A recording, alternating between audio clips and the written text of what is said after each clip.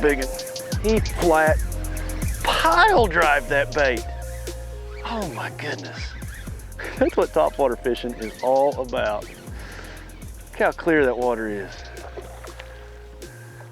He's got that thing in his gullet.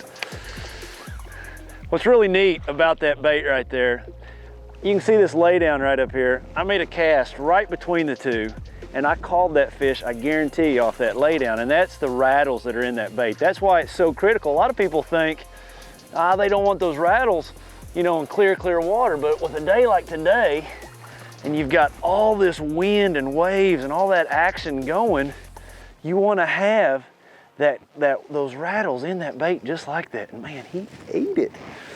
Ate it. Oh yeah.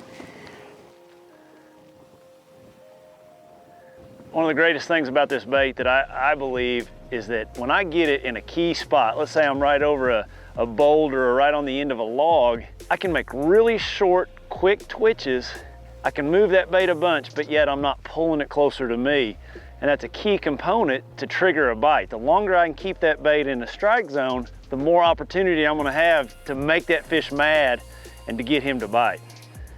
You know, we got a pretty good rollers coming down through the lake.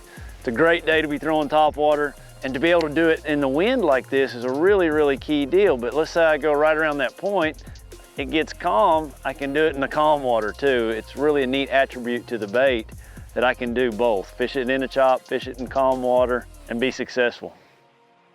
I really like a topwater like this that I am able to do multiple things with. You'll notice in certain situations, I'm gonna get it to that strike zone, I'm gonna pause it, but then all of a sudden I'm gonna take that bait off and I'm gonna make it look like it's trying to escape. Like, oh no, a bass is looking at me, I gotta get out of here.